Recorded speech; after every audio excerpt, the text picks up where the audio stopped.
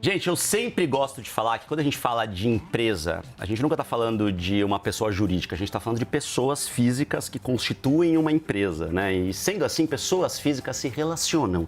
E quando a gente fala de relacionamento hoje em dia, a gente não pode esquecer de aplicativos de relacionamento que estão cada vez mais crescendo e já representam um mercado gigantesco no mundo inteiro e também no Brasil. Por isso que esse é o papo de hoje do CNN Soft Business. Estou aqui do meu lado com dois super especialistas no assunto. Eu tenho o Rafael Horta, gerente de marketing do Inner Circle, que é um aplicativo quase dos caçulas aí, né? Dos mais novos no mercado, né, Rafa? Já tem, na verdade, mais de 10 anos. Foi lançado, primeiro foi inventado na Holanda, né? Uhum. Mas no Brasil está desde 2019. No Brasil ele ainda é um pouquinho mais novo, né? Sim. E aí a gente tem o Sandro Cimatti, que é sócio-diretor da consultoria CVA Solutions, que está de olho nesse mercado também, né, Sandro? Sim, esse é um dos mercados que a gente audita. Legal. Vamos começar de uma maneira um pouco mais macro, tentando entender, quando a gente fala em aplicativo de relacionamento, o que isso significa como mercado, Sandro? A gente tem alguns números que são mais globais, tem, por exemplo, números aqui da Adjust, que eles falam sobre um mercado que deve ultrapassar 8,4 bilhões de dólares até 2024. Mercado global, 8,4 bilhões de dólares. A gente está falando de muito, muito dinheiro em cima dessa mesa. Por que tem tanta grana quando a gente fala desse mercado de aplicativo de relacionamento, Sandro?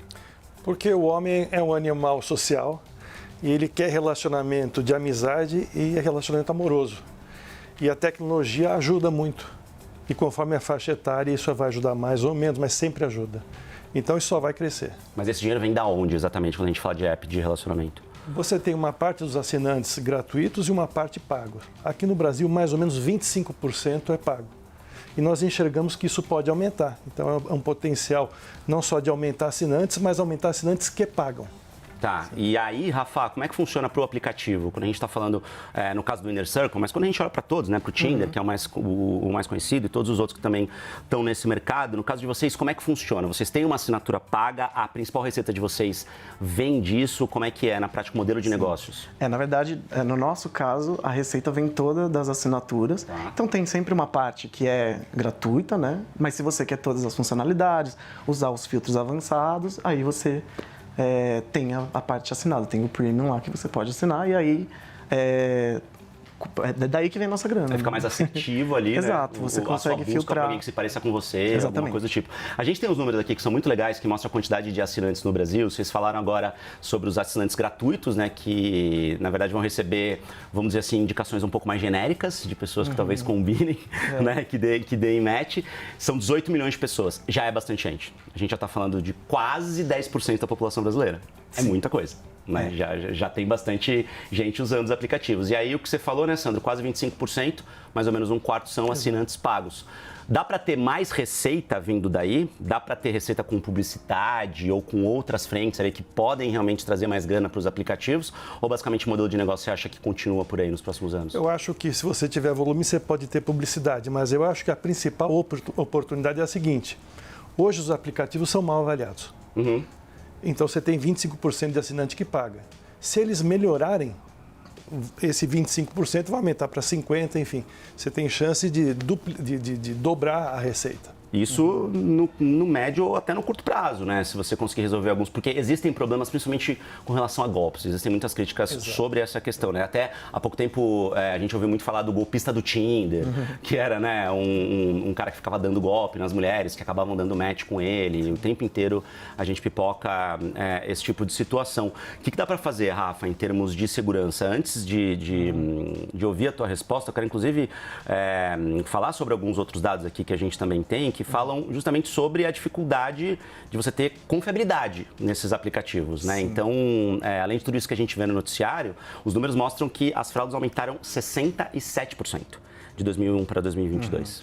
Né? Então, é muita coisa realmente de um ano para o outro. O que dá para fazer em termos de aumento de confiança das plataformas? Na verdade, assim, em geral, eu entendo esses dados, mas a gente é o único app que tem uma preocupação maior com segurança. Tanto que no Inner Circle, diferente dos concorrentes, você não entra e sai usando. A gente tem um período que a gente pede de espera até de qualquer um que se inscreva, em que a gente vai aprovar aquela inscrição ainda. Então, a gente tem 2 etapas de verificação. Então, tem uma primeira etapa, que é o nosso robô que faz, que é a nossa inteligência artificial, que vai conseguir pegar algumas coisas, do tipo a foto, se você está usando fotos reais ou se elas se elas parecem falsas, se está usando só óculos escuros, se é foto de paisagem, sei lá, a gente consegue já brecar um monte de coisa aí.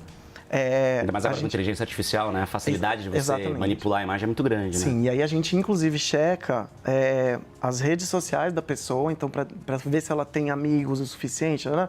A gente consegue fazer algumas verificações Mais para ver se a pessoa básicas existe ali, né? de verdade. E além disso, a gente tem o Face Verification também. Então, você vai subir uma foto e depois na hora você tem que usar o seu... Que nem apps de banco, né? Ele vai olhar o seu rosto e vai... inclusive, ele consegue ver se você está colocando uma foto para parecer com a pessoa. Então, ele não aceita se for... ele consegue ver se é 3D aquilo que ele está escaneando ali na hora. Então, o que a gente também faz é educar as pessoas. A gente sempre manda correspondências, faz campanhas para conscientizar as pessoas do tipo, putz, você vai marcar um primeiro date? Não vai na casa da pessoa logo de cara, vai para um lugar público, porque você ainda está conhecendo, está entendendo. A famosa praça de alimentação do shopping, Exatamente. né? Aí tão romântico, Tem mais né? gente, né? Bem Exatamente. romântico para praça de Senta na alimentação. praça de alimentação do shopping, é questão de segurança, Ai, gente, que tá? date incrível. Exatamente. O que você prefere, né? Ser melhor, romântico na né? primeira noite ou garantir sua segurança, Exato. né? É bem por aí. Isso que o Rafael falou é super importante, mas não é a média do mercado. Então, Não parabéns, Rafael, mas não é a média do mercado. Sim. Mas, de uma certa forma, você garantir a segurança é uma parte do problema. Mas a parte mais importante, eu acho, é a próxima. O que o consumidor quer? Ele quer sucesso. Ele quer uma pessoa que ele vai dar certo, vai ser feliz. Então, para isso, você precisa ter boas recomendações, você precisa ter sugestões assertivas, sugestões que deem certo. E para isso, o algoritmo precisa estar bem alimentado com um monte de informações verdadeiras e complementares. Para você propor um match, porque é muito cansativo. Então, nas nossas pesquisas, as pessoas falam assim, puxa, é muito cansativo. E se fosse mais assertivo, mais amigável, mais fácil, eu pagaria com mais prazer. Aqueles 25% aumentariam. Você acha que as pessoas reclamam que é cansativo, que essa busca pelo par perfeito ali nos aplicativos? É cansativo porque tem muita mentira. As sugestões às vezes não são tão boas. As sugestões não são boas e a interação às vezes não é respeitosa. Tem gente que tem 15 conexões e não conversa com nenhuma. Então, tudo isso é importante. Inclusive, queria chamar aqui de novo uma arte que a nossa produção fez na tela, que justamente mostra esse número, esse aumento de 67% nas fraudes em apps de relacionamento, né, como a gente está falando aqui nesse mercado como um todo. E aí embaixo são 4 sugestões básicas que vão muito nessa linha do que a gente está falando, né, gente? Esses dados que vocês da CVA fizeram, junto com a TransUnion também, que é uma empresa de dados, né? Então, são basicamente esses 4 pontos aqui que a gente está discutindo, que não adianta estar em um ou outro aplicativo, tem que ser um padrão para o mercado inteiro. Sim, né? Então, a gente está falando basicamente de verificação de identidade, uma verificação melhor da identidade de quem está, né, nesses aplicativos, detecção de perfis falsos, então chatbot ou qualquer outra coisa do tipo, né?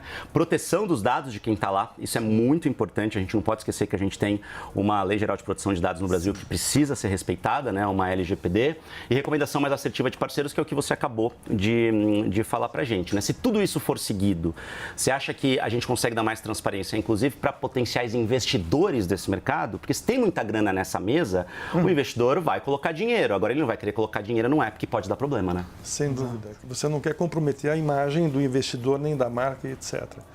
Então, como a transição pode ser difícil, uma das formas de fazer a transição é você ter perfis verificados. Então, se o perfil do Rafael for verificado, vai ter uma estrelinha azul, quer dizer que é confiável. E aí eu vou querer pagar mais para conversar com aquele perfil, ou eu vou querer ter a minha estrelinha azul. Então, isso vai incentivar boas práticas.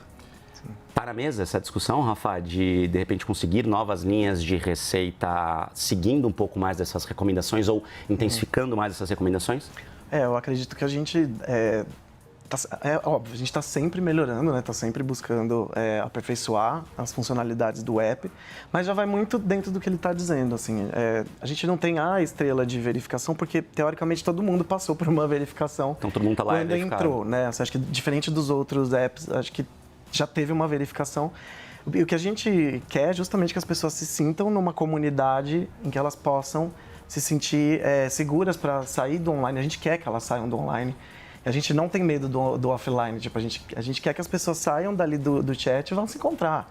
Né? A gente quer que elas criem... E a gente tem várias histórias de pessoas que constituíram família, que mudaram totalmente o curso da vida delas depois que elas encontraram alguém dentro do nosso app, né? Então, acho que vai muito dentro do que você está dizendo. Porque isso que você falou é o objetivo final, né? Esse é o sucesso. Né? Exatamente, é isso que quem está lá quer. Exato. Né? E se os apps conseguem proporcionar isso com segurança, obviamente você vai ter algo que é seguro do ponto de vista amoroso, do ponto de vista de business, de negócio. E dentro até do que você estava dizendo, de ter melhores recomendações, o que a gente tem para quem é assinante, né, são os filtros avançados em que você pode selecionar basicamente tudo. Então você tem que saber tudo o que você quer e o que você não quer, você filtra e você vai ver perfis dentro do que você está buscando. Então, Exato. Você pode filtrar até por, sei lá, escolaridade, idade, altura, hobbies, interesses. Então Mas tem que estar aberto também, porque o amor, ele muitas vezes surpreende a gente. Exatamente. A gente acha que sabe o que quer, muitas vezes a gente não sabe, gente. É isso. Real. Obrigado mesmo pela participação aqui no Business para falar sobre um assunto tão interessante que tem tudo a ver com negócios também, né? Muito obrigado. E que tem a ver com as nossas relações humanas. Gente, obrigado, vocês são sempre muito bem-vindos para a gente conversar aqui no Business, Muito tá bom? obrigado.